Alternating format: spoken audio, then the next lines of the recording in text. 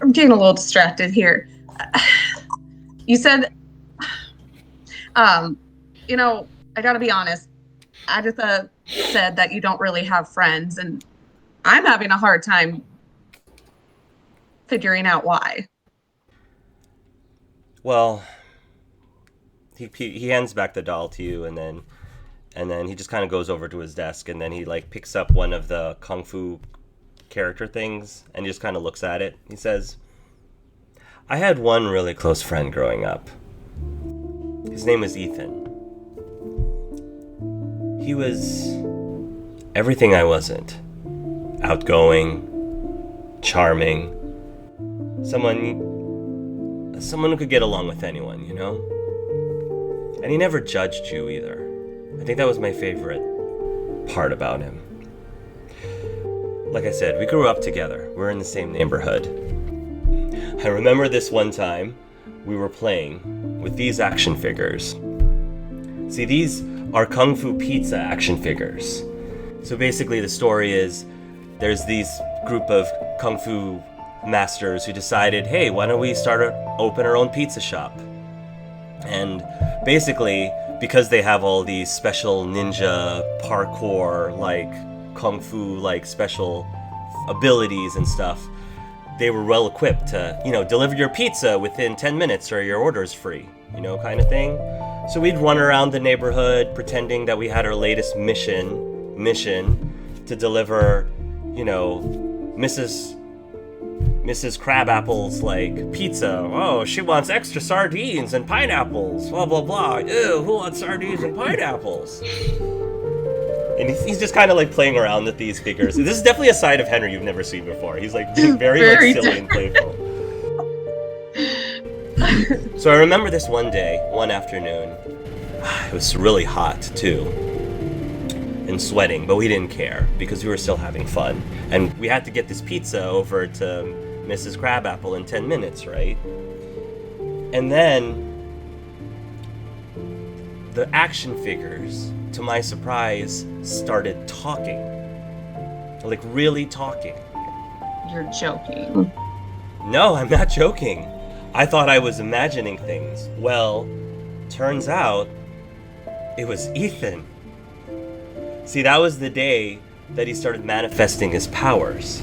He had this ability to psychically throw his voice. He didn't know he was doing it. He was just playing and making the dolls talk. But what he didn't realize, he was actually projecting his voice onto the dolls. And as, he learned how to focus his powers, he realized he could also disguise his voice and use it to like mimic practically anyone he knows. So it was a really cool ability, That's so cool. Yeah. No, Ethan he was the best. Was? And yeah, well, we both joined the resistance together, you see. I was a lot greener back then. We both were. And of course, he became one of the most popular people in our unit. Wasn't really surprised by that. But he never forgot about me.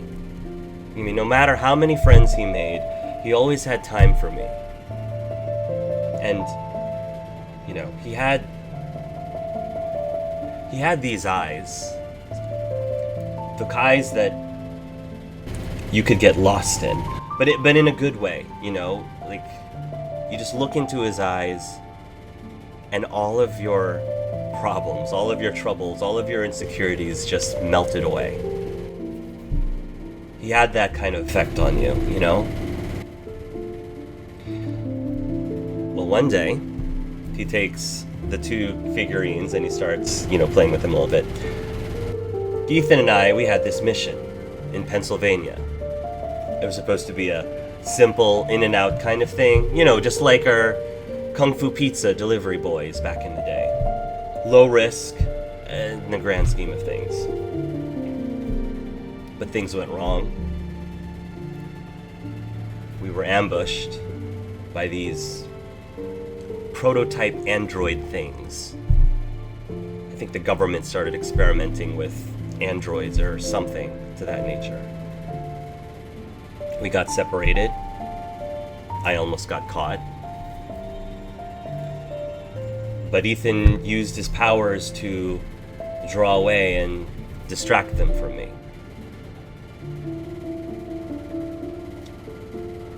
In the end, he sacrificed himself for the mission. He sacrificed himself for me. He got shot right next to the heart, right there. I tried to get him out of there as quickly as I could. He was fading really fast, and the whole time, I kept thinking to myself, Ethan, if I could just give you my heart, if I could just give up my heart so you could live, I would do it. But I couldn't. Even if I wanted to, I didn't have the equipment nor the knowledge to possibly do that. And then he left. He was gone. Tori's speechless for a moment, but what really catches her attention is that heart piece. If he could just trade his heart for Ethan, that definitely rings a bell for Tori.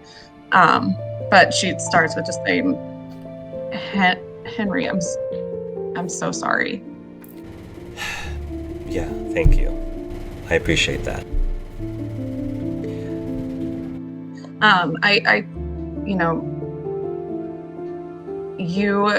Your friend Ethan reminds me so much of my stepsister Carmen. Just, we grew up together, and she was my best friend, and right now she's missing. But I did something that I feel so guilty about with Carmen, and I would do anything to take back what I did and bring her back. He notices you getting really upset, and then he just kind of walks towards you and he says, hey, and then he kind of places his hands gently onto your shoulders, and he says, it's okay. I felt like I failed Ethan. I was there and I couldn't protect him. And because of that, I swore that I would make sure that the next person that was important to me, I would make sure that they never got hurt either. And who is that person? Is there someone important to you now that you're trying to protect? He pulls away a little bit. Yeah, there is. So, I don't know what exactly you feel guilty about, but I know if you truly feel like you need to fix something in order to help your sister. I've seen you out there under pressure. You're really strong and brave, and you have the will. You have what it takes to be a soldier. To do what you have to do in order to protect the ones you love. Really? Yeah. Ethan told me that people like us who, play with action figures or dolls or whatever you call about them, we just have this, this desire to nurture, protect, to take care of other people. And that's why I do what I do. Is that why you're with your group? Yeah. Yeah. That is why I'm with this group. And you know, th- they're like an extended family to me. Um, you know, almost like my sister Carmen. And so I when Sam almost died, I I was really worried about him, and I want to do everything I can to make sure this group stays alive. And I still have hope that my sister is out there somewhere, and I'll still be able to rescue her. And I hope it's not too late. I hope so too. If there's anything I can do to help with that, you let me know. Because, I don't know, maybe in some weird way, if I'm able to help you find your sister, then maybe a small part of Ethan gets saved in the process too, you know? Yeah. No, I completely understand that. Things get really awkward. Yeah. It's that you guys are like really close right together, like now, like relatively intimately close, but it's probably one of those things where neither of you noticed. Because I feel like you like appreciate some personal space, and I'm sure he also appreciates personal space. So the fact that you're like right there and you're only just now noticing, oh, we're really close to each other right now, like he kind of backs up a little bit. Yeah, like yeah. She looks at him awkwardly and like takes a step back. Well, I should probably get going back to my friends. Yeah, he says, and he kind of like rubs the back of his neck. He says, I probably should, get Okay. things ready for, something. He's got to get something ready for something. He says. Yeah. And she turns to leave. Bye. End scene. Okay. Oh my god, that was adorable. Right? Really adorable. That was so cute. Right. I'm shipping this now. Hentor. Hentor this is is now making a things thing. complicated. Felix. There's Felix. There's Henry. There's. We're just gonna bring everyone with us on the adventure, man. Everyone's gonna become a companion NPC now. God, I wanted to hate Henry. Like, I wanted to hate him. Yeah, I'm telling you, I knew there was something more to him. Darn you. Right? That's great. Good job, Hark. Yes. Thank you. Very good. I know it was a little on the nose. It was very. But I was like, oh, come on, I gotta open that door. Gotta Right? open the door. Let's See do if Tori it. will walk in. That was great. All right. Like, Black Powder's purposely avoiding Frankie right now. Okay. I actually would say likewise. So it's probably going to be this scene where they see each other from across rooms and just make eye contact, but then Frankie nervously looks away and tries to find others. Black Powder doesn't even do the nervous look away. He literally will just see Frankie and turn around and walk the opposite direction. Yeah, I don't know if anyone else can see that. I'm happy with anyone else seeing that, but it's very obvious. Frankie also seen how everyone interacted in the mission. He's doing inventory, so he's probably trying to find equipment and devices for everyone. So he's kind of like making little he's probably getting this from the shelf and getting that from the shelf. He wants everyone to get like night vision contact lenses. That kind of thing. Nice. That'd be awesome. Yeah.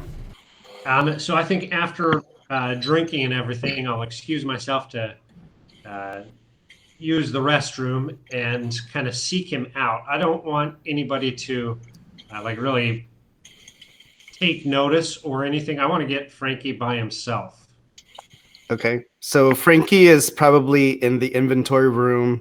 kind of putting stuff in a little basket, like, oh yeah, this rocket, grappling hook for for Tori. Throws that in. Oh yeah, some slip spray. Yeah, okay. Say, Frankie, I hate to bug you, but I need to talk to you a minute. Sure, Sam. What's going on? Well, I gotta say, you're definitely on the up and up as far as character goes. Up and up? Yeah, Jane, definitely. Oh, Jake. okay, cool. But while we were going on that last little adventure, when I was going backstage to subdue the target, they had Nickelodeons all over, and on the Nickelodeon. moving pictures. Oh, movies. Yeah, Film. yeah, Okay. yeah. So I have to say that I was really worried at first. Agatha, Felix, Henry, they were all over it, all over the news as criminals. Now, I've got some experience in law enforcement, Mm-hmm. but I ain't no stool pigeon. I wanted to get to the bottom of it and figure out why they were on the news. I got to tell you, I'm a little torn because if they're criminals, and I'm concerned about that. However, what Felix has told me is that those in charge are not using their laws and holding themselves accountable to the right things, that there's persecution going on and things that aren't Jake. I know how sometimes there's some overreach and challenges. Government thinks they're doing something good and prohibiting things that really they shouldn't be touching. I'm still with you 100%, but just know that there's some conflict, and I think the sooner you help get things back to your normal,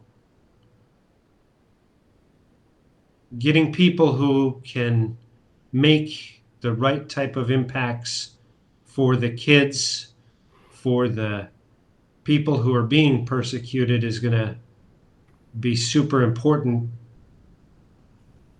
to everybody here. I wanted to let you know that even with the conflicts that I'm feeling, I still got your back. But I'm looking forward to getting this job done. Frankie puts his stuff down and kind of grabs Sam and says, well, thank you very much, Sam. And just remember, being a criminal, it's really based on those who are in charge. And right now, those that are in charge, they're the bad people. And we're trying to change all of that. I know Felix, Agatha, and Henry, and they all just want to do what's good. I know it. Even Henry, when he's being, Henry, he wants to do the right thing. We're only criminals because that's what they say we are, but we're not. Well, like I said, I've seen what you did for Sue, who's Veed. I see the way you look after Tori and Star, the way you came to help me. I know you're not a bad person. In some ways, especially when we were helping Sue, it was almost like you were a kid. And like I said, I'm here to help you. Just because you were there to help her and me. So I appreciate what you've done so far and won't let you down going forward. Well, thank you, Sam. And then with that, he'll actually will like grab and like hug him, give him a bear hug. Sam will just hug back and then kind of realize the emotions are getting a little too high for him. So yeah, Frankie. Anyway, we're having a drink at the tent. If you want to join us, you're most welcome. Okay, sounds good. And then he'll grab the other stuff and start like putting a little more. I just gotta get some extra stuff for the group. Jake. So Black Powder, you're having yourself a drink. What would you say you're having? I'm just curious. Rum? I mean, he's not picky. He'll just grab whatever bottle looks full and cheap, and he'll just take the whole bottle. You'll hear a female voice from behind you say, "Mind if I sit here?" You'll recognize it as Agatha's voice. No, don't. Please, help yourself. Agatha will have a seat. She has a flask in her hand, and she, opens it up and takes a drink from it. But she just kind of, sits up opposite of you and leans over on the table and says, "So, how have you been faring, Black Powder?" Adjusting. It's still a bit new to me. You've been rather quiet since the mission, I noticed. I have. A lot to process. A lot to process with your friends getting hurt, a lot to process with the complications of the mission, a lot to process with what's just going on around you. All of the above? I had a feeling. I also noticed, she says, as she puts the flask down on the table, that you seem to be particularly avoiding Frankie lately as well. Have I? I didn't notice. I've noticed. Do you have a problem with Frankie? No, I got no problem with Frankie. He's a swell lad. I like him, actually. Oh, He's a good I boy. see. Then why do you suppose I've noticed that you've been avoiding him then, in particular? He said something at the end of the mission that made me think on some things. Oh? Aye. Like what? He said he considered us family. That took you aback. Do you not feel the same way then? Never had someone tell me that before. Not even your parents? Never knew him. Oh. I see. Well, I can't say that I understand what that feels like, but I know a number of people in our unit who have lost their parents at a very young age. It's a bit more complicated than that, Mass, but I appreciate the sentiment. You're right, I don't know your situation. I have my own life complications as well. I mean, take Felix, for example. He's a big complication in my life. And I've been stuck with him ever since we were born. I'm not sure if you're being sarcastic about being a complication just because he's your brother, or if it's something else. He's definitely a complication because he's my brother. And having a twin, that adds even more complication. Everyone keeps thinking that, we're supposed to finish each other's sentences, and what do they think we are, psychic? Oh, wait, she says, and then she takes another drink from the flask. Actually, some years ago, I actually was sailing with a couple of twins. They were an interesting lot. You two you're very different from them, so I don't think it's a all-around thing, but they definitely always seem to feel things. Like, if one of them got hurt, the other one would feel it, even if they were miles away. That's quite common when it comes to twins. Felix and I think we've experienced similar things. It's probably not as prominent as you probably might be thinking, but I can kind of recognize what you're talking about. Maybe it's a bit more prominent where I'm from. I mean, we're all from pretty different places, it seems. Different things seems to be the truth. And the concept of family is a little bit uncomfortable for you? I don't like what I don't know. I'm very uncomfortable with experiencing new things, so this whole thing has been very uncomfortable. I'm making the best out of it, but that one's a bit of a deeper cut.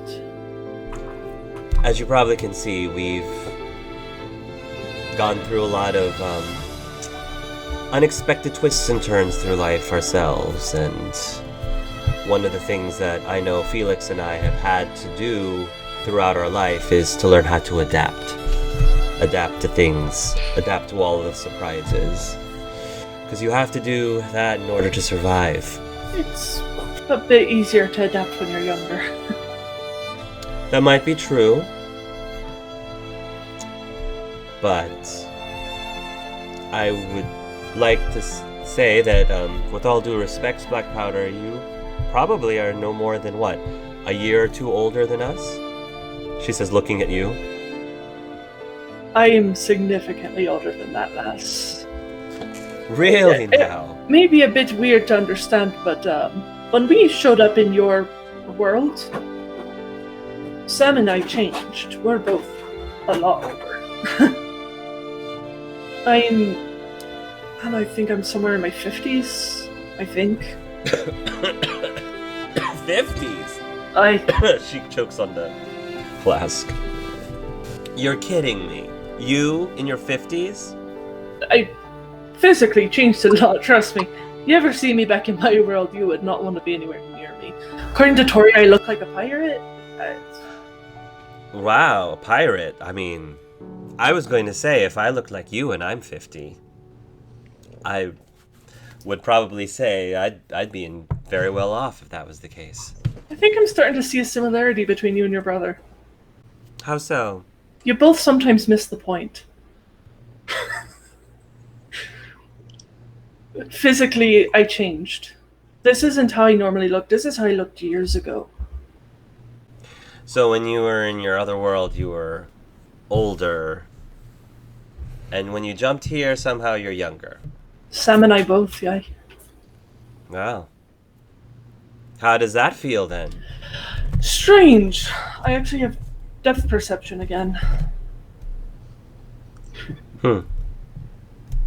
Well, if that's the case, then why don't you stay then?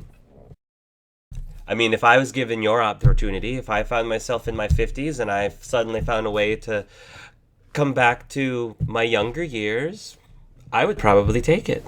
Like I said, that's a bit complicated, and this isn't my world.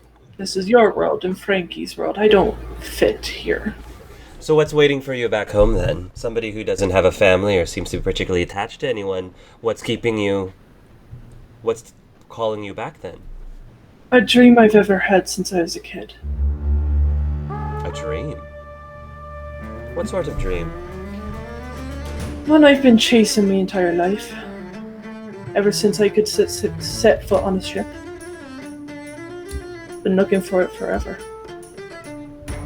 Something valuable? For all this, something I felt was impossible. What is that?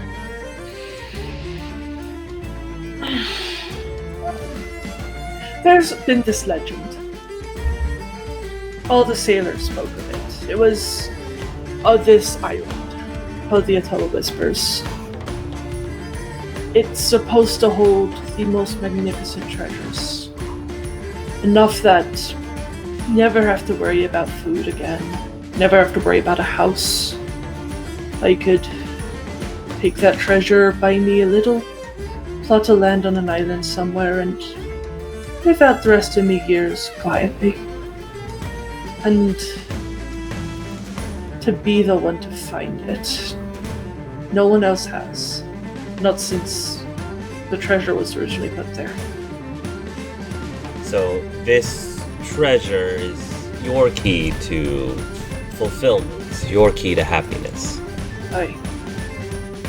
It's all I've ever wanted since I was a wee nip. And this is something that you've been searching for your entire life, you say? Aye. All right. So once you found it and you've able to buy everything that you wanted, then what? I live out the rest of my years in peace. I'm already old. I'd be happy for some quiet time. Well, I can't blame you for that. Some peace would be really nice. Some peace and stability. I feel like I've been moving non-stop since I was a kid. If I find that treasure, I'll finally be able to stop. I can understand that. Our entire resistance unit, we've been doing nothing but moving, constantly trying to keep one step ahead of the government. Because we can't afford to stop. Not right now. Not until things change. I can understand a bit of that. Government where I'm from isn't exactly friendly. But it is what it is. And I applaud you and your resistance for fighting for what you believe in. Not a lot of people can do that. More people would be happy to be quiet and stay willfully ignorant about the problems going on. We don't have much of a choice, because nobody else is going to do it for us. We can't let everyone who fought before us, we can't let their efforts be in vain. Like my parents, for example. Frankie, she says, pointing over there, he has a treasure as well. His name is Victor. Frankie's told me about him. Yeah. Victor's always been our treasure this whole time. And we feel so close to finally finding it. And I look forward to meeting him. She's about to say something else when you can hear some shouts from outside of the tent. And you can hear somebody calling out, "Agatha! Agatha!" And at that moment, Agatha, shoots straight up into to stand, and she will rush out of the tent. I get up and follow immediately. You'll get up and follow, and you will find that there are several people, again, the same people who took Sam on a stretcher. They are now taking some more people on a stretcher. You will probably recognize these people as the scouts who were sent over to the theme park. And one of the scouts in particular seems to be very badly injured. You can see like some cut marks across their arms and one to their side. Their side is currently like bandaged a little bit and it seems to be bleeding.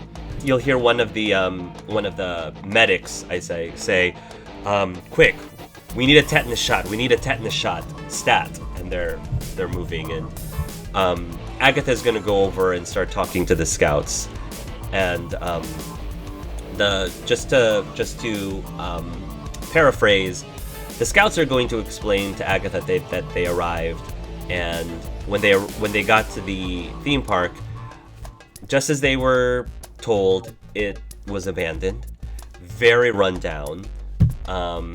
They're not really sure if the rides or any of the other facilities could be given power. They weren't really sure. And didn't seem like there was any living being around. But they did a little bit of searching. And while they were going through the dilapidated amusement park, they were attacked by these freaky-looking animatronic beings that during the time had been probably like very fun attractions for kids at the park.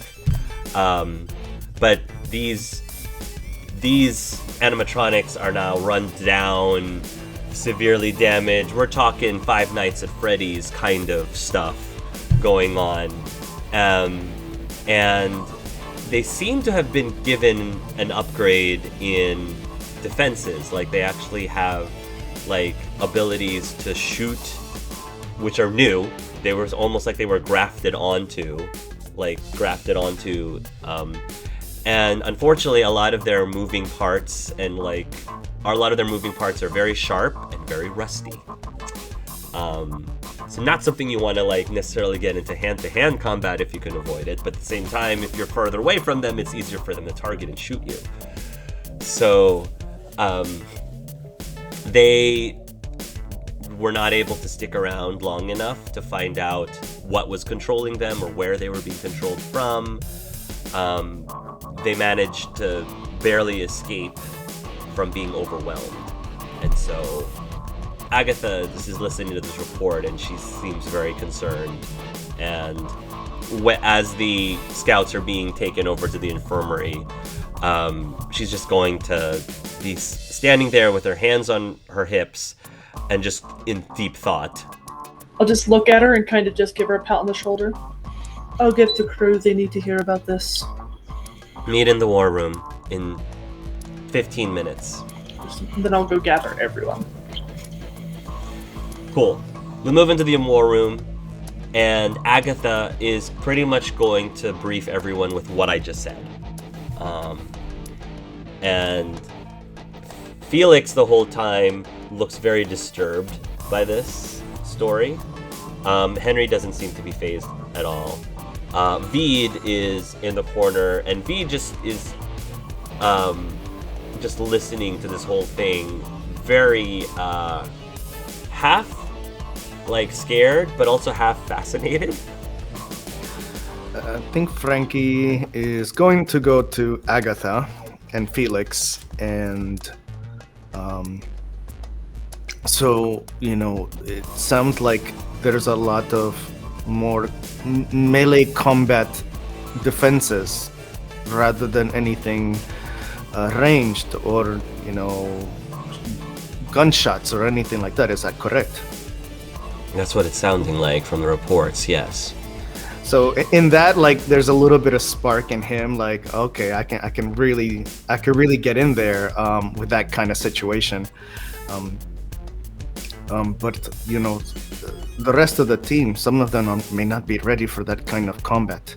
I mean, the scouts, they're so badly injured. I'm worried that my new friends are not going to survive any kind of encounter like that. Is there anything we can do? Well, for one, we can equip them with some armor to possibly help. If they do run into that situation, at least it'll help protect them a bit. Going up against android-like creatures, we're not necessarily equipped to handle them as easily. We have a handful of EMP grenades that we can use to dispatch of a whole group of androids or machines in a small area, but certainly not enough, from the sounds of it, certainly not enough to completely take out an entire theme park of these things. The reports do, however, say that while they were scanning the area, they did confirm that there does seem to be some sort of possible entrance into an underground area from the Death Sphere. So I was right, Felix said. It's the most obvious place. Yes, Felix, you were right. From the scouts, is that also where they said the animatronics showed up? No, the scouts said that they entered over here from the corner of where the gift shops were. And the animatronics actually started coming from various areas of the park.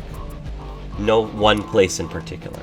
I think the ones that attacked them seem to be coming from the volcanic area, actually.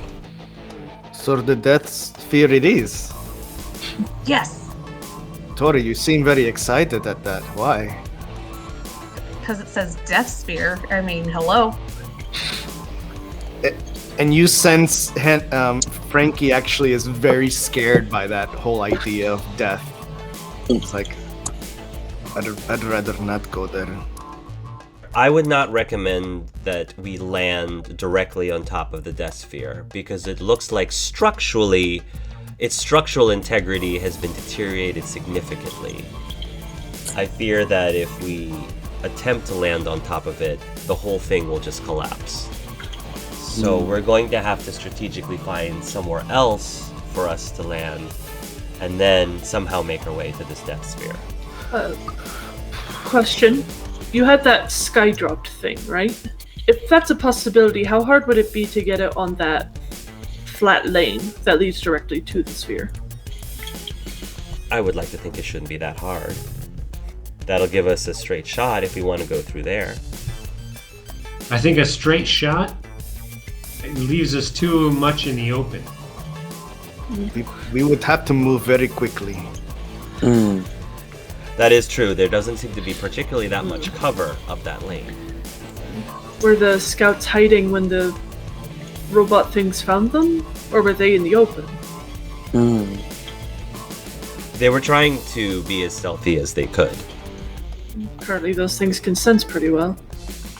Most likely. So, Our armor is good as camouflage out in the wilderness, but if they have sensors of any sort, then that camouflage isn't really going to help much.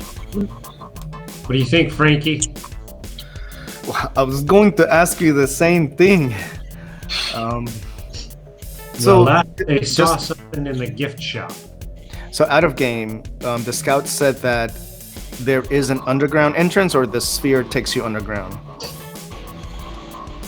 Once you get inside of the sphere, there is an entrance that would take you under the ground. Further down, okay. Further down in the ground once you get in. Star, what do you think? Not a tactician, but based on Agatha's intel, if we did the skydrop thing, if we're able to quickly get inside, I think that would be our best bet. And I would say once we land, Frankie, can you put up a shield to ensure we can get inside? Of course, yes. that's Okay. awesome.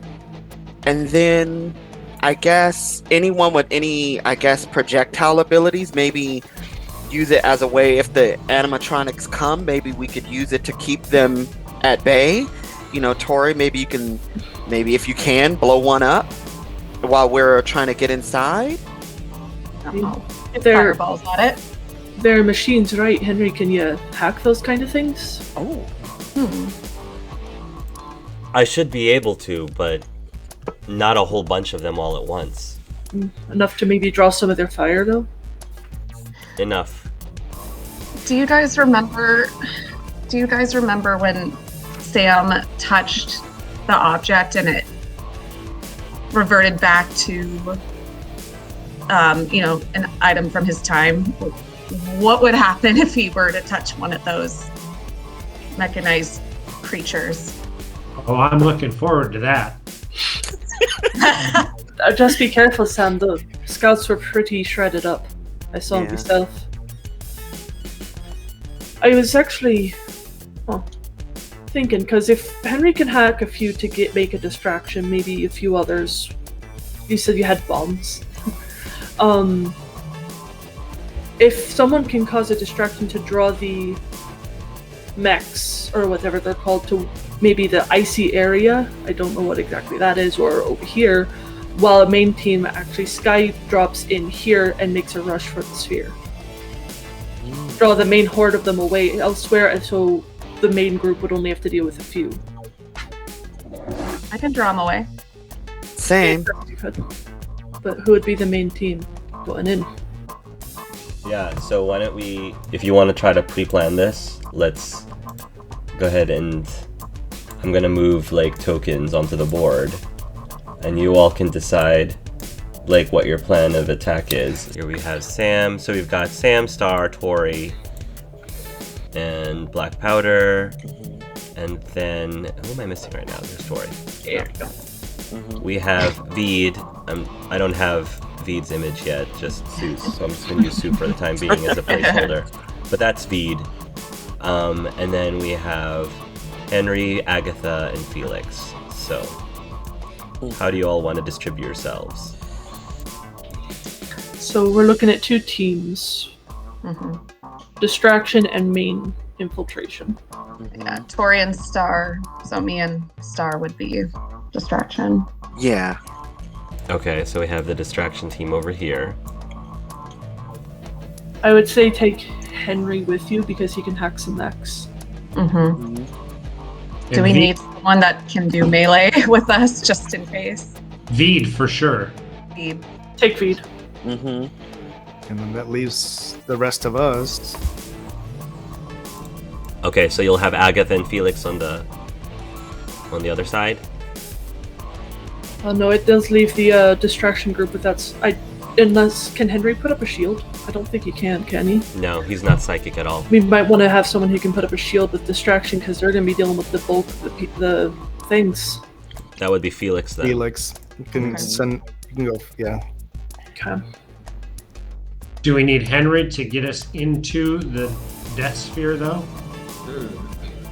That's a good question. Yeah. I can make it easier to hack, but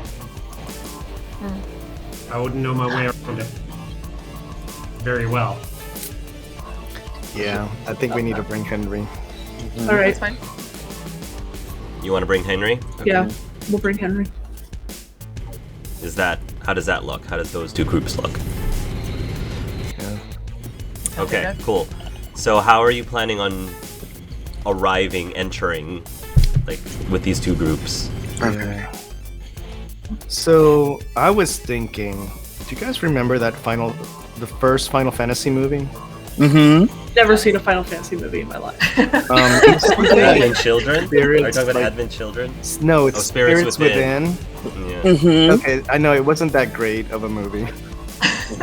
But there was a scene in the beginning of the movie where these soldiers like threw this enormous like bubble, like gel bubble, and they all like fell into it, and it just it slowed their fall, and then the bubble disintegrated around them. I'm imagining something like that in this world. Sure. I think that'd be cool. Yeah, so we're all literally free falling, but we like drop these Into a bubble. enormous bubble that we fall into. The Jello drop. Yeah, Jello like drop. it. Yeah. So are you all dropping in the same location or 2 separate locations? Should be 2 locations. Yeah, Maybe 2 too. separate locations. Okay, so where are you getting dropped and where? I think I think- distraction team should be somewhere over here. Yeah. In the back area. Yeah. In the back area? So which part of the park specifically? Food court. Food court. Food court? Yeah, that's what I was thinking. Food court. Let's cover. Drop Cool. in the food court, okay. Then maybe wait until after they start their distraction for us to dive in here. Yeah.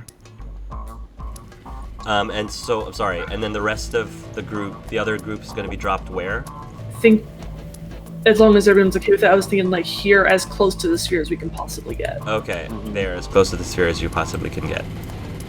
Okay, cool. Anything else before we start the mission? Supplies? Yeah. Yes. All I have is the sword.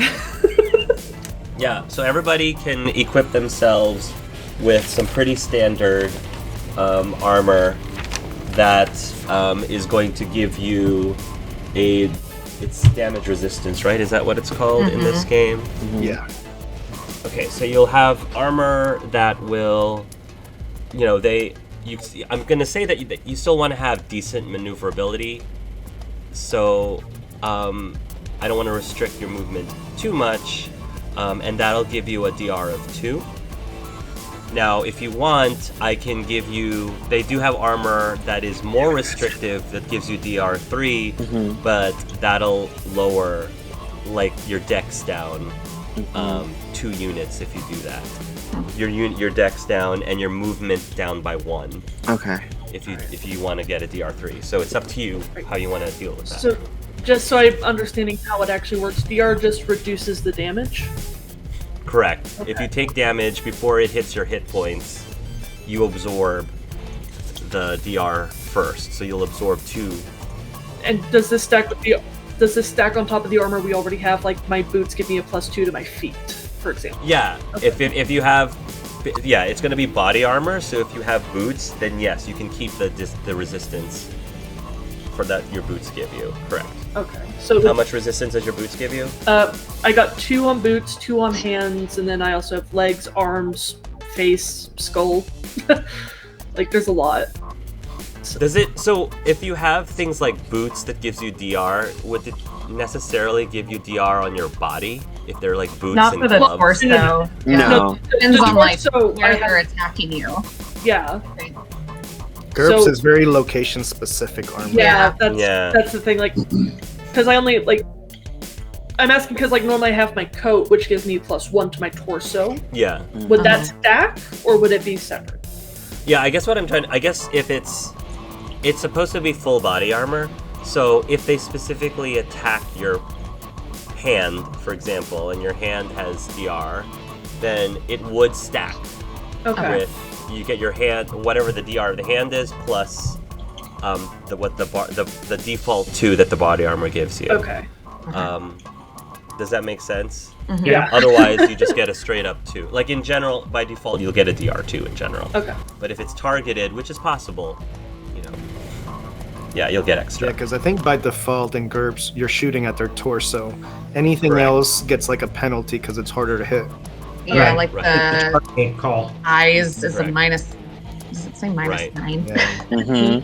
Yeah. Yeah. Yeah. Yeah. All right. Well, that's because the armor system in GURPS is weird. And then they do have, like generic, weapons that you can use. Their normal weapon is they have they have rifles with, is it bayonet? Is it the Yeah. thing, the Yeah. sharp thing at the front? Bayonet. They have like rifles with bayonets. If you want to use that. I'll probably just stick with my sword. Yeah. Stick with my doll. Yeah, you're welcome to. Yeah, but that gives offer to you. Other items, again, you can just tell me, and I can just accept or reject. Things like a grappling hook that Frankie was talking about, you can get one of those. So if you want to give Tori a grappling hook, that's available. Anything else that you want, like binoculars, that's also standard issue stuff you can get. So you tell me what you want to bring with you on the mission. Yeah, so I was thinking that everybody could get like night vision contact lenses. Sure. Okay. Sure. And then the rocket launcher has like 200 yards worth of line. That was kind of like, those are like the main ones in case we needed that. Again, since a lot of you are not used to GURPS, if you don't have to tell me right now every single thing that you are bringing. If in that moment you're like, hey, you know, would it be feasible for me to have brought binoculars with me? I'll be like, yeah, sure. You probably would have made sense for you to have binoculars. But if you tell me something that's like, I feel like might not make sense because either the group wouldn't just have them on hand, or it's just really specific that I don't know if you would necessarily have thought to bring it. So yeah, within reason, you can just say on the spot, hey, could we assume I brought this with me? Okay. And I'll let you know if you brought it with you. Okay. That way we don't have to spend a lot of time trying to let me think of every single thing that I could bring. Cool. Awesome. Are you ready to start the mission? Cool. So, I'm assuming because you got night vision contact lenses, you're doing this at night? Is that why you're trying to do this at night? I think it would be better, yeah. Okay. So, you're probably going to be getting onto another flying vehicle, and just so that Felix can participate in this mission, they're just going to have some other generic person be the pilot. And so you guys are driving, you're in the mission, and you will see in the distance this big mass of what probably used to be a super fun space-themed theme park. And you can see that surrounding the entire theme park is this very large roller coaster track that just goes all around the exterior, or circumference rather, of the park. And then there's this big, giant, dilapidated sign, massive sign that says South World on it, and a huge, giant parking lot that's empty now. But eventually, you will land, or you'll be taken to the drop points. So I'm assuming the distraction team will be dropped first. I'm assuming. I think that makes sense. Okay, so Star and Felix and Tori and Veed, they will free fall drop down.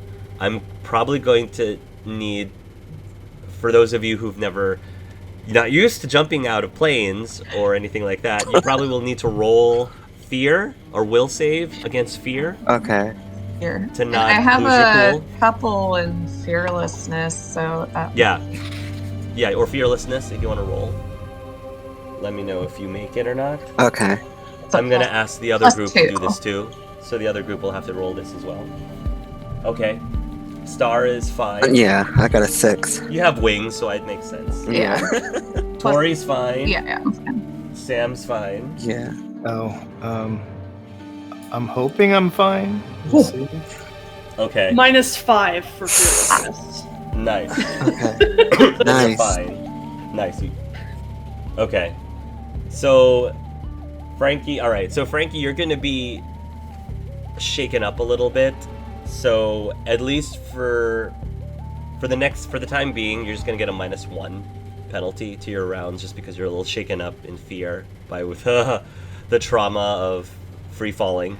Yeah, I think what makes sense for Frankie is he's scared for the other people too. Like he doesn't want anyone that else makes to sense. die, so he's like freaking out, like, "Oh my god, what have I got them That into?" makes sense. So, starting with the distraction team, Felix will take out a capsule-looking thing, but it's very dense, so that even though you're falling, it's going to drop straight down before the rest of you hit the ground. So he takes out this capsule-looking thing, it drops straight down, and then once it impacts the ground, it starts to very rapidly burst open into a large sphere, liquidy, jelly-like, jello-like looking sphere, that allows you all to fall into, almost like you're diving into a pool. And then, I guess, eventually the sphere and water and jello just dissolves into nothing after a while. And allows you to safely land onto the ground. As soon as that happens, you start to this probably wasn't super subtle. Like, landing that way wasn't super subtle. The machinery around you, lights starts to flash on, and they're like flickering lights start to flash on around the park, and each section starts to light up one right after the other in succession, and you start to hear music playing, and it sounds very Mass Effect, space opera type music, and you can hear this garbled voice going through the speakers. It's recorded. It's clearly recorded, and it's just saying, "Ladies and gentlemen, kids of all ages, welcome to the happiest place on earth. Well, we encourage you to check out our gift shop for t-shirts, stuffed animals, and just repeats things like that. Action figures. Or make your way to the food court for the finest in all alien cuisines of whatever interstellar palate you have. And it just keeps going from there. And that's when you start seeing these mechanized creatures emerging. And, you know, you can hear the sound of... and they're moving in a very creepy, like, Five Nights at Freddy kind of way. And they're missing parts. You can, like, see, like, sparks coming out from, like, cracks in their sides. A lot of them look pretty, like, rusted and dilapidated. Some of their, like, maybe what used to be eyes are now, like, big lights flashing. And some the creatures that you see appears to first be a man and woman looking thing. Crap. They look like this. Oh Lord.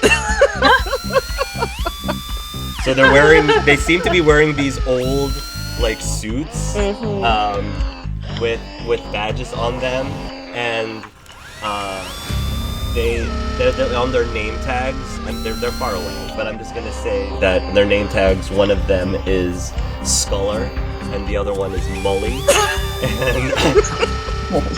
and Sculler is just, you know, he's got like what looks like an old school, like, 90s modern school style pistol in his hand, and he's just looking towards your direction, and he's saying, the truth is out there, the truth is out there. And then you are also going to see these two coming from the other direction. Oh my god. Well, there you go. Oh crap. That was Black Powder's movie right there. Right. I almost said X-Files too, so. I feel bad that Adam won't be here for this one because I'm sure he would have loved this. Right. But they have these weird, campy looking, like, blaster guns as well. And one of them fires in your direction. It barely misses Veed right across his head.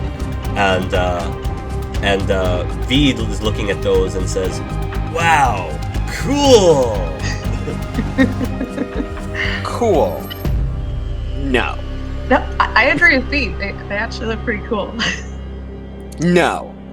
You almost got shot in the head. It's alright, folks, we have this, Veed says. Yeah. Okay. I'll go first, and Veed pulls out a card. Behold, my Spark Magician! And he throws down a card, and out from the card summons this.